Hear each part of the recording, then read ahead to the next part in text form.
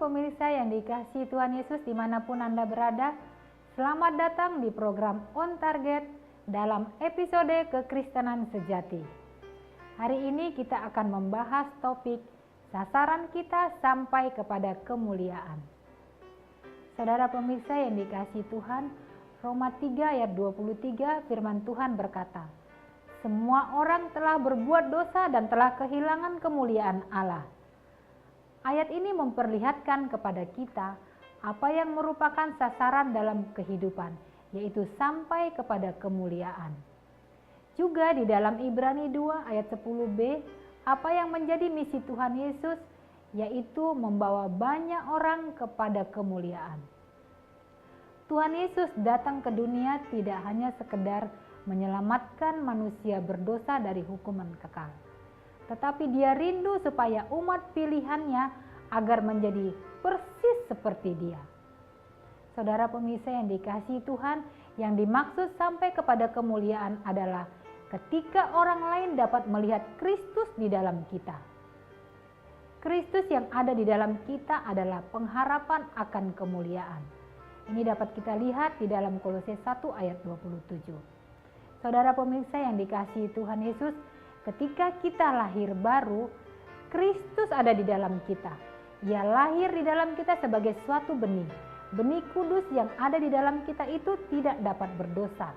Tetapi ia harus diizinkan untuk berkembang sepenuhnya di dalam kita. Pada saat ia berkembang secara sempurna di dalam kita, maka orang-orang di sekitar kita akan melihat Kristus yang termanifestasi melalui hidup kita. Saudara pemirsa yang dikasihi Tuhan, karena itu sampai kepada kemuliaan itu sama dengan menjadi serupa dengan gambaran putra Allah. Di dalam Roma 8 ayat 29 firman Tuhan berkata, "Sebab semua orang yang dipilihnya dari semula, mereka juga ditentukannya dari semula untuk menjadi serupa dengan gambaran anaknya, supaya ia, anaknya itu, menjadi yang sulung di antara banyak saudara." Dan kita dapat mendemonstrasikan kehidupan Kristus kepada dunia melalui kehidupan kita. Saudara pemirsa yang dikasihi oleh Tuhan, bagaimana cara untuk kita dapat sampai kepada kemuliaan? Pertama, kita harus memiliki kelaparan dan kerinduan. Saudara pemirsa yang dikasihi Tuhan, rasa lapar akan Allah adalah satu karunia ilahi. Hal itu ditanamkan oleh Allah sendiri di dalam hati kita tatkala kita menanti di hadapannya. Di dalam Keluaran 33 ayat 8, Musa memohon kepada Allah, "Perlihatkanlah kiranya kemuliaan-Mu kepadaku." Dan akibatnya sebagaimana yang dilukiskan di dalam Keluaran 34 ayat 5-8, Allah menampakkan diri dengan luar biasa kepada Musa. Saudara pemirsa yang dikasihi Tuhan, kemuliaan Allah disingkapkan kepada orang-orang yang mencarinya dengan sungguh-sungguh, dengan rasa lapar yang hebat. Memiliki kerinduan adalah kuncinya. Saudara pemirsa yang dikasihi Tuhan, orang-orang Kristen yang puas dengan keadaan rohaninya tidak akan sampai kepada kemuliaan. Sebagai contoh dapat kita lihat di dalam Wahyu 3 ayat 15-19. Sebagaimana kehidupan jemaat di Laodikia. Demikian firman Tuhan, "Aku tahu segala pekerjaanmu, engkau tidak dingin dan tidak panas. Aku kaya dan aku telah memperkaya diriku dan tidak kekurangan apa-apa. Dan karena engkau tidak tahu bahwa engkau melarat dan malang, miskin, buta dan telanjang, alangkah baiknya jika engkau dingin atau panas. Jadi karena engkau suam-suam kuku dan tidak dingin atau panas, aku akan memuntahkan engkau dari mulutku. Karena engkau berkata, maka aku menasihatkan engkau supaya engkau membeli daripadaku emas yang telah dimurnikan dalam api, agar engkau menjadi kaya dan juga pakaian putih, supaya engkau memakainya, agar jangan kelihatan ketelanjanganmu yang memalukan, dan lagi minyak untuk melumas matamu, supaya engkau dapat melihat.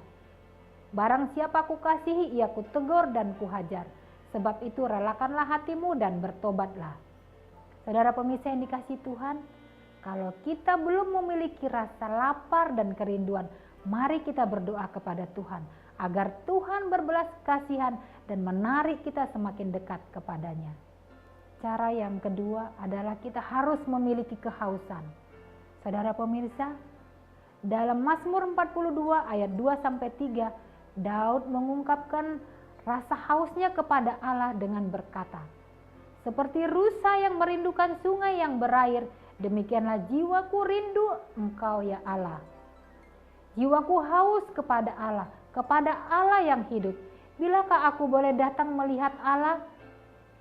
Saudara pemirsa yang dikasihi Tuhan, Daud rindu untuk melihat kuasa dan kemuliaan Allah. Kerinduannya juga diungkapkan oleh Daud di dalam Mazmur 63 ayat 2-3 dengan berkata, "Ya Allah, Engkaulah Allahku, aku mencari Engkau. Jiwaku haus kepadamu, tubuhku rindu kepadamu, seperti tanah yang kering dan tandus tiada berair. Demikianlah aku memandang kepadamu di tempat kudus, sambil melihat kekuatanmu dan kemuliaanmu."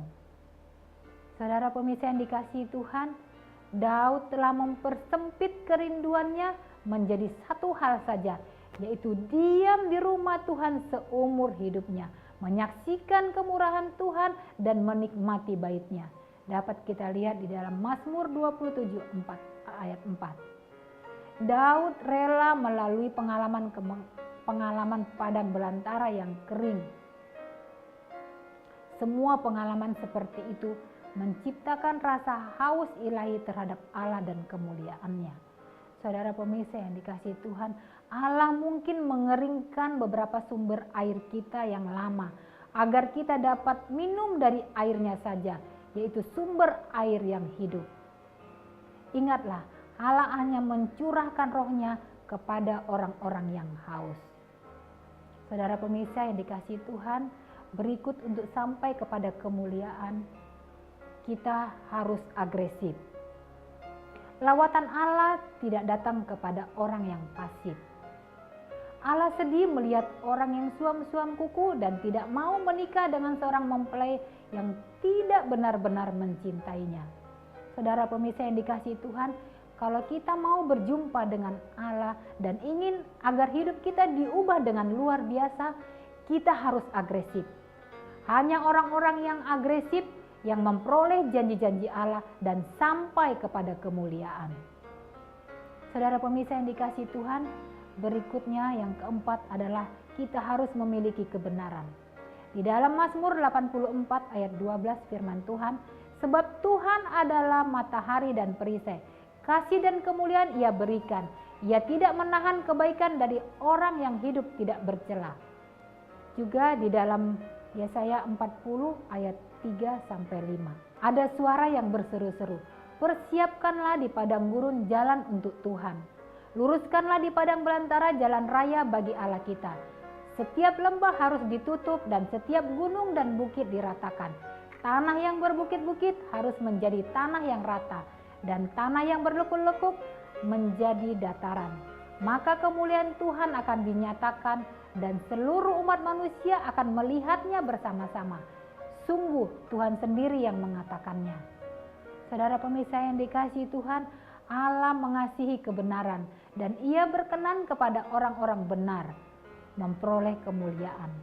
Tuhan tentu akan membawa kita dalam segenap janjinya yang mulia bila kita bersuka di dalamnya dan melakukan kebenaran. Saudara pemirsa yang dikasihi Tuhan, kemuliaan Allah tidak datang sebelum semua standar dipenuhi. Banyak yang harus terjadi lebih dahulu sebelum kemuliaan Allah datang dalam hidup kita. Dan semua ini juga harus ada di dalam kehidupan pribadi kita sebelum kemuliaan Allah itu turun.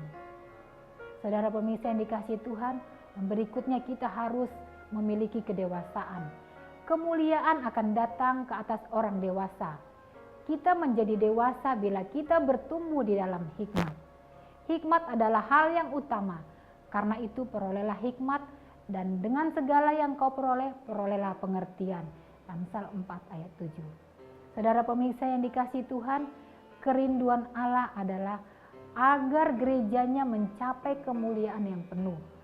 Kristus datang menjemput gerejanya yang penuh dengan kemuliaan. Ia harus menyingkirkan semua noda dan cacat dari hidup kita. Karena itu saudara pemirsa yang dikasihi Allah, Allah tidak menginginkan seorang mempelai yang bercacat. Sebelum dunia diciptakan, Allah telah merancangkan lebih dahulu bahwa gereja akan sampai kepada kemuliaan. Pertanyaannya, apakah saudara dan saya akan ikut dalam kemuliaan ini? Di dalam Bilangan 14 ayat 21 dideklarasikan, hanya demi aku yang hidup dan kemuliaan Tuhan memenuhi seluruh bumi. Dari satu ayat ini saja kita dapat melihat apa yang menjadi kerinduan Allah sejak dunia diciptakan.